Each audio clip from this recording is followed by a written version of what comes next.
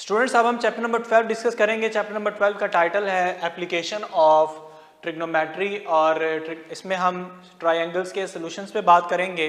और सबसे पहले हम राइट ट्रायंगल को डिस्कस करेंगे, राइट ट्रायंगल क्या होती है और फिर उसके सॉल्यूशंस पे बात करते हैं। तो राइट एंगल ट्रायंगल, ऑब्वियसली आप इसमें जानते हैं कि इसमें जो एक एंगल है वो 90 डिग्री के इक्वल होता है। One angle is of 90 degree. Right triangle को सॉल्व करने के लिए इसमें हम सॉल्यूशन ऑफ राइट ट्रायंगल्स में मजीद हम एक बार डिस्कस कर रहे होते हैं एंगल ऑफ एलिवेशन क्या होता है और एंगल ऑफ डिप्रेशन क्या होता है। इसको हम रिव्यू कर लेते हैं और फिर हम आगे बात करेंगे। ये एक हॉरिजॉन्टल लाइन है, इस हॉरिजॉन्टल लाइन में ये जो पॉइंट है ये ऑब्जर्वर का है, यानी कि इस पॉइंट पे एक ऑब्जर्वर मौजूद है और ऑब्जर्वर के आई लेवल के सामने अगर वो अपवर्ड देखेगा, अपवर्ड देख रहा है पॉइंट ओ से पॉइंट ए की जानिब अगर एक ऑब्जर्वर देख रहा है तो इस सूरत में जो एंगल बनेगा वो एंगल ऑफ एलिवेशन कहलाएगा। और इसके अलावा आप ये पढ़ते हैं कि अगर ऑब्जर्वर डाउनवर्ड्स देख रहा है तो इस सूरत में जो एंगल बनेगा वो एंगल ऑफ डिप्रेशन होगा।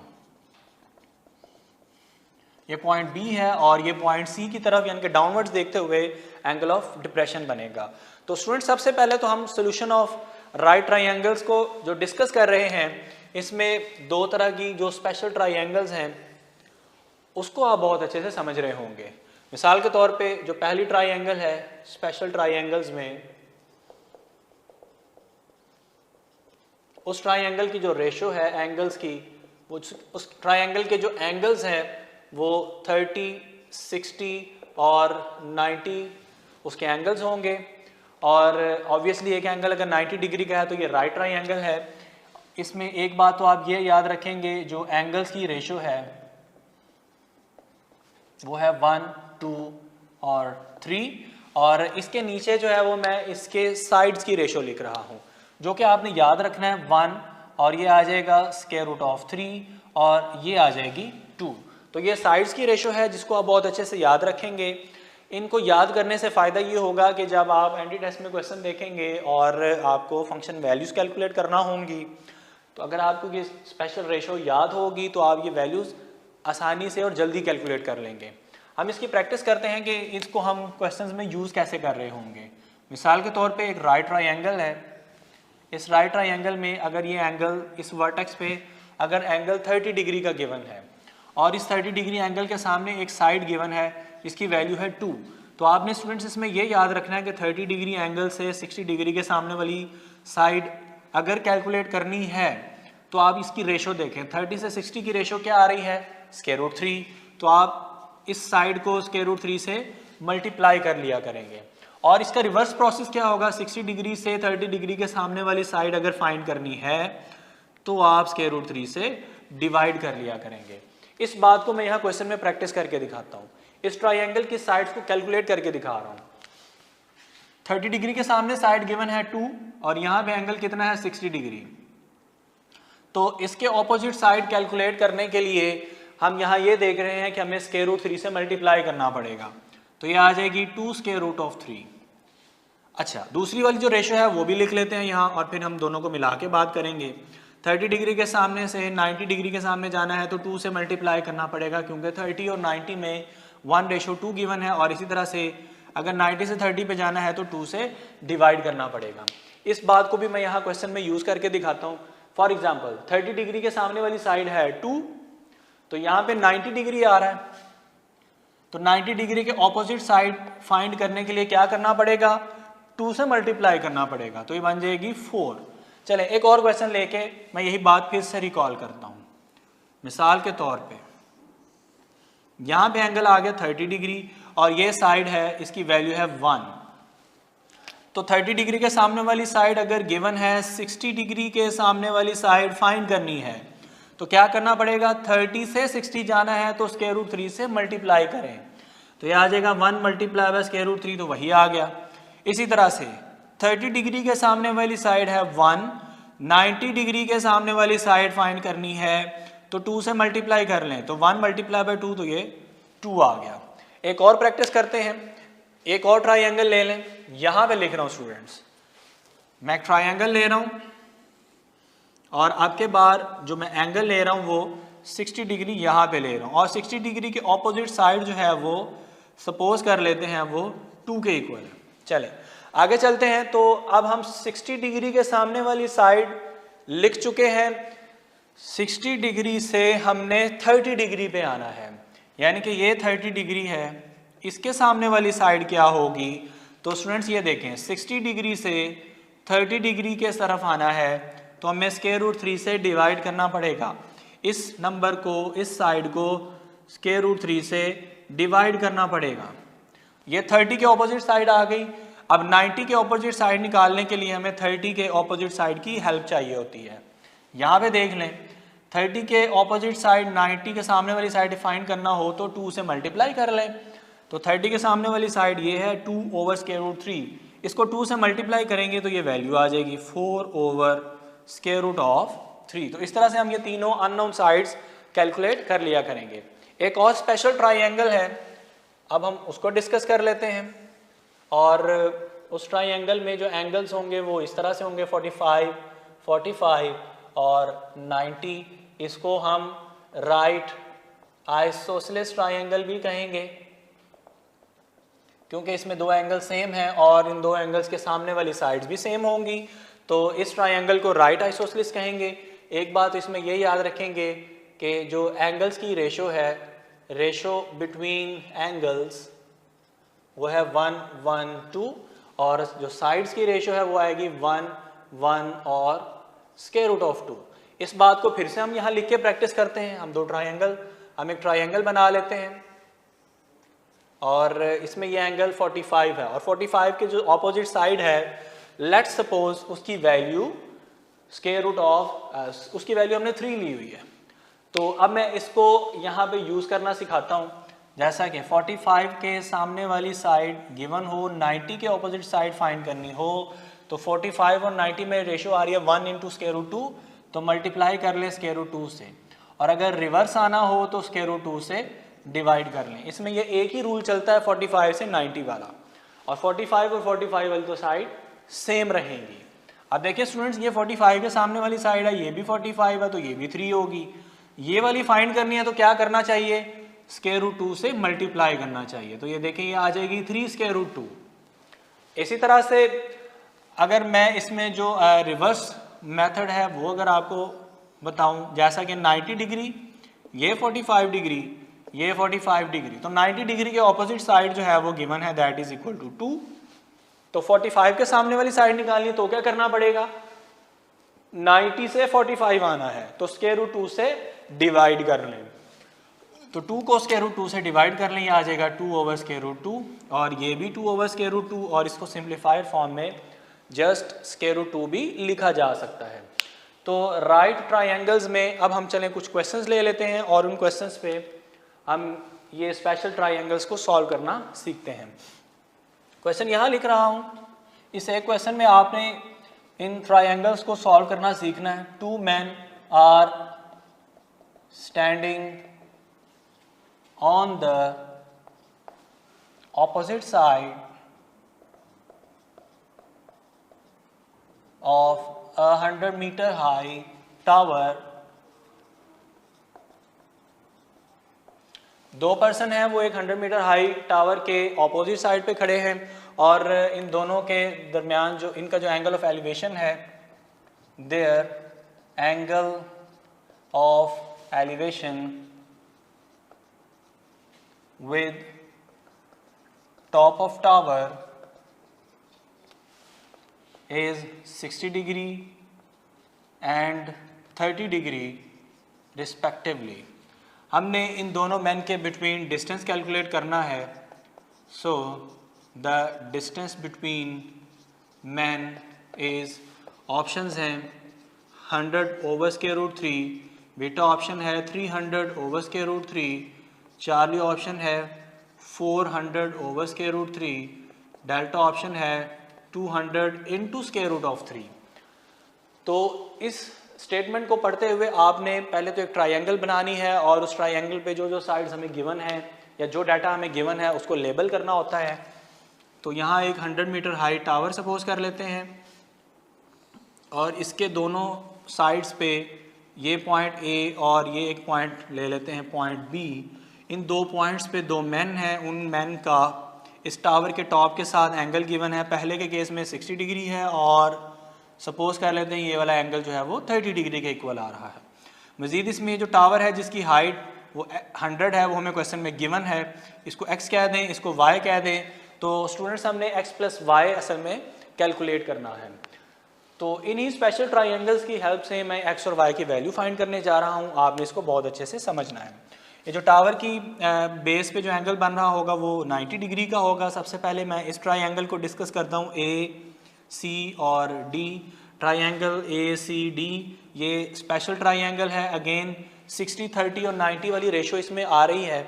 तो ये जो हमने प्रैक्टिस की थी 30, 60, 90 के लिए ट्राइंगल की अननोन साइड फाइंड करने वाला मेथड, वो हम यहाँ पे यूज़ करते हैं। मिसाल के तौर पे हमने पढ़ा था कि अगर 60 डिग्री के ऑपोजिट साइड हमें गिवन हो, 30 डिग्री के ऑपोजिट साइड हमने फाइंड करनी हो, तो उसके लिए क्या करना पड़ेगा, हमें ये लिखा हुआ है 60 से 30 डिग्री पे जाना है, तो स्क्वायर रूट 3 से डिवाइड करना पड़ेगा। तो 60 के सामने वाली साइड क्या है 100, तो 30 के सामने वाली साइड के लिए 100 को स्क्वायर रूट 3 से डिवाइड करना पड़ेगा। तो x की वैल्यू क्या आ जाएगी 100 over square root of 3। Second वाली ट्राइंगल देख लें BCD। तो ट्राइंगल BCD में जो एंगल 30 डिग्री है इसके ऑपोजिट साइड हमें गिवन है विच इज इक्वल टू 100, और हमने कौन सी साइड फाइंड करनी है y, जो कि एंगल 60 डिग्री के ऑपोजिट आ रही है। तो इस रूल को हम यहाँ रिकॉल करते हैं। 30 डिग्री वाली साइड गिवन है, 60 डिग्री के सामने वाली साइड फाइंड करनी है, तो क्या करना पड़ेगा स्क्वायर रूट 3 से मल्टीप्लाई करना पड़ेगा। तो इस साइड 100 को स्क्वायर रूट 3 से मल्टीप्लाई करना पड़ेगा। तो ये वैल्यू आ गई 100 स्क्वायर रूट 3, ये वैल्यू आ गई है 100 ओवर स्क्वायर रूट 3।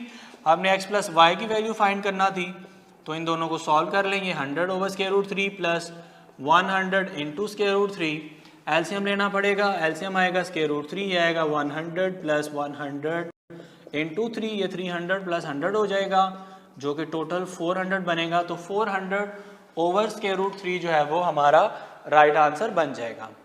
तो स्टूडेंट्स राइट ट्रायंगल के सॉल्यूशंस के बाद आप इसकी फर्दर प्रैक्टिस के लिए एक्सरसाइज 12.3 में जो वर्ड प्रॉब्लम्स हैं उनको सॉल्व करेंगे। उसको जो डाटा गिवन होगा क्वेश्चन में, उस डाटा को ट्रायंगल की साइड्स पे लेबल करें और जो अननोन साइड हमें क्वेश्चन में पूछी हुई है वो आप उसको कैलकुलेट कर रहे होंगे। नेक्स्ट हम डिस्कस करेंगे ऑब्लिक ट्रायंगल्स के सोल्यूशन को। ऐसी ट्रायंगल जिसमें कोई भी एंगल 90 डिग्री का ना हो उसे हम ऑब्लिक ट्रायंगल कहते हैं। ऑब्लिक ट्रायंगल्स को सॉल्व करने के जो केसेस बनते हैं वो हम यहाँ लिख लेते हैं। ऑब्लिक ट्रायंगल्स में ऑब्लिक ट्रायंगल्स और इनके सॉल्यूशंस में जो पहला केस है वो है when two angles and one side is given. अगर हमें दो एंगल्स गिवन हो, एक साइड गिवन हो, तो इस सूरत में हम ऑब्लिक ट्रायंगल को सॉल्व करने के लिए लॉ ऑफ साइन यूज किया करेंगे। और लॉ ऑफ साइंस को हम यहाँ लिख लेते हैं, a over sine alpha is equal to b over sine beta and it is further equal to c over sine gamma. Second case जो इसमें बनता है when one angle and two sides are given. तो students इस केस में हम law of cosine use करेंगे। लॉ ऑफ कोसाइन यहां लिख लेते हैं, A square is equal to B square plus C square minus 2bc into cos alpha. Similarly second formula लिखा जा सकता है, B square equal to A square plus C square minus 2ac और angle आएगा बीटा। सी स्क्वायर के लिए A square plus B square minus 2 times of A B into cos of gamma. यहाँ से अगर हमें एक एंगल और दो साइड्स गिवन हो और इसमें अगर हमें तीनों साइड्स गिवन हो और एंगल कैलकुलेट करना हो तो कॉज अल्फा एंगल कैलकुलेट करने के लिए फर्स्ट केस में अगर फार्मूला लिखना हो तो वो आएगा B square plus C square minus A square over 2 times of B C. तो इसी फार्मूला को रीएडजस्ट करके हमने कॉस अल्फा की वैल्यू बना ली। आप इसमें कॉस बीटा और कॉस गैमा की वैल्यू भी लिख सकते हैं। लॉ ऑफ कोसाइन में आप अगली बात ये याद रखेंगे, अगर एंगल अल्फा 90 डिग्री के इक्वल हो जाए तो ये क्या बन जाएगा, कॉस 90 0 के इक्वल आ जाएगा। तो जो लॉ ऑफ कोसाइंस है वो रिड्यूस हो जाएगा पाइथागोरस थ्योरम में। तो लॉ ऑफ कोसाइन रिड्यूस हो जाएगा पाइथागोरस थ्योरम में और वो बन जाएगा B square plus C square is equal to A square. यानी कि एंगल अल्फा 90 डिग्री है तो इसके जो ऑपोजिट साइड है वो हाइपोटेन्यूस होगा और हाइपोटेन्यूस का स्क्वायर इक्वल होता है बेस का स्क्वायर प्लस परपेंडिकुलर स्क्वायर। इसी तरह से हमारी बुक में लॉ ऑफ टेंजेंट का फार्मूला भी लिखा हुआ है, चलें उसको भी रिवाइज कर लेते हैं। लॉ ऑफ टेंजेंट, तो दो साइड ले लेता हूँ, बी और सी के लिए मैं फार्मूला लिख के दिखा रहा हूँ, बी माइनस सी ओवर बी प्लस सी, और इसी से आर्क सिमेट्री बनाते हुए बाकी के दो फार्मूले भी लिख सकते हैं। Tangent of beta minus gamma over 2 over tangent of beta plus gamma over 2। और इसी तरह से अगर यहाँ पे साइड ए और बी ले लें, ए माइनस बी ओवर ए प्लस बी, तो एंगल्स आ जाएंगे अल्फा माइनस बीटा ओवर 2 और डिनोमिनेटर में अल्फा प्लस बीटा ओवर 2 आ जाएंगे। उसके बाद स्टूडेंट्स हमारी बुक में सॉल्यूशंस के बाद एरिया ऑफ ट्रायंगल के हवाले से बात की गई है। एरिया ऑफ ट्रायंगल, और एरिया ऑफ ट्रायंगल में जो केसेस बनते हैं हम वो डिस्कस करते हैं। When 2 sides and 1 angle is given. तो इस सूरत में जो फार्मूला है वो आ जाएगा एरिया ऑफ ट्रायंगल। हम इसको डेल्टा से यूजुअली रिप्रेजेंट करते हैं 1 ओवर 2। अगर साइड बी और सी गिवन है तो एंगल आएगा साइन अल्फा, और इसी तरह से अगर साइड ए और बी है तो एंगल बन जाएगा साइन ऑफ गैमा, और अगर साइड गिवन है ए और सी तो एंगल बीटा के लिए हम साइन अप्लाई कर रहे होंगे। ये formula as it is question में टेस्ट में पूछा जा चुका है कि area of triangle can be calculated by using. तो यहाँ आप अगर आपको सही फार्मूला पता है तो आप ऑप्शन में से राइट फार्मूला आइडेंटिफाई कर सकते हैं। सेकंड इसमें जो केस बनता है वो 1 साइड और 2 एंगल्स के लिए है। 1 side and 2 angles are given. तो 1 साइड 2 एंगल्स के लिए एरिया का फार्मूला यहाँ लिख रहा हूँ ए स्क्वायर। मैं इसको लिखने का तरीका मैंने इसको यूँ याद किया हुआ है, ए स्क्वायर लिखें, डिनोमिनेटर में 2 साइन अल्फा, और जो रिमेनिंग एंगल्स बच जाएं उनका साइन अप्लाई कर दें और उनको न्यूमरेटर में लिख दें। तो ये साइन बीटा साइन गैमा आ गया। इसी तरह से बी स्क्वायर है तो डिनोमिनेटर में आ जाएगा 2 साइन बीटा और न्यूमरेटर में आ जाएंगे sine alpha and sine gamma. और थर्ड वन है C square over 2 sine gamma, और ये आ जाएगा sine alpha into sine of beta. Third इसमें जो केस बनता है वो है एरिया ऑफ ट्रायंगल का। तो area of triangle with 3 sides are given, when 3 sides are given. तो इस केस में जो फार्मूला बनेगा वो समझ लेते हैं। Area is equal to S minus A with S minus B S minus C, और एस की जो नोटेशन है इस नोटेशन में एस की वैल्यू भी आप याद रखेंगे। S is equal to A plus B plus C over 2। यानी कि अगर तीनों साइड्स को सम करके 2 पे डिवाइड कर दें तो ये एस की वैल्यू आ जाएगी, और इस फार्मूला में ये वैल्यूज आप पुट कर देंगे तो आपको एरिया ऑफ ट्रायंगल मिल जाएगा। उसके बाद स्टूडेंट्स एक्सरसाइज 12.8 से रिलेटेड हम डिस्कस करते हैं सर्कल्स को जो कि ट्रायंगल्स के साथ कनेक्ट होते हैं। उन सर्कल्स में हम सबसे पहले सर्कम सर्कल पे बात करते हैं। सर्कम सर्कल में हम 2 बातें जो हैं वो ख़ास तौर पे डिस्कस कर रहे होंगे। इसका जो रेडियस है जिसको हम सर्कम रेडियस कहते हैं, उसका फार्मूला है ABC ओवर 4 डेल्टा। और इसी सर्कम रेडियस का एक और फार्मूला भी है, R equal to A over 2 sine alpha, B over 2 sine beta, और third formula C over 2 sine of gamma. और दूसरी बात जो सर्कम सर्कल में हम डिस्कस करना चाहते हैं वो इसका सेंटर है, जिसको हम सर्कम सेंटर कहेंगे। और इसके हवाले से आप ये बात याद रखेंगे, it is point of intersection of perpendicular bisectors या राइट बाइसेक्टर्स, परपेंडिकुलर बाइसेक्टर्स और राइट बाइसेक्टर्स। उसके बाद स्टूडेंट्स हम डिस्कस करेंगे इन सर्कल को। इन सर्कल में ऐसा सर्कल जो कि ट्राइंगल के अंदर कंस्ट्रक्ट किया होगा और ट्राइंगल की तीनों साइड्स को इंटरनली टच करता है, और सर्कम सर्कल में हम ये पढ़ते हैं कि वो ट्राइंगल के तीनों वर्टिसेस को टच करता है, तो उसको हम सर्कम सर्कल कह रहे होते हैं। इन सर्कल में हम सबसे पहले इसके रेडियस पे बात करते हैं, इन रेडियस, और इसको स्मॉल r से रिप्रेजेंट करते हैं। फार्मूला है डेल्टा ओवर s, और इसका जो सेंटर है उसके हवाले से आप ये याद रखेंगे, it is the point of intersection of angle bisectors of triangle, यानी कि ट्राइंगल के जो तीनों एंगल्स हैं उनको बाइसेक्ट करवा दें, angle bisectors of the triangle. Triangle के तीनों एंगल्स को बाइसेक्ट करें, और वो तीनों एंगल्स के जो बाइसेक्टर जिस पॉइंट पे मिल रहे होंगे उस पॉइंट को हम इन सेंटर कह रहे होंगे। और तीसरा जो सर्कल है जिसको हम डिस्कस करना चाहते हैं वो है ई सर्कल या स्क्राइब्ड सर्कल। स्क्राइब्ड सर्कल के लिए हम इसके रेडियस को डिस्कस करेंगे, radius opposite to vertex A. इसमें तीन तरह के फार्मूलाई हैं, R1, R2, R3। वर्टेक्स ए के जो ऑपोजिट रेडियस होगा उसको R1 से रिप्रेजेंट करते हैं, डेल्टा ओवर S माइनस ए।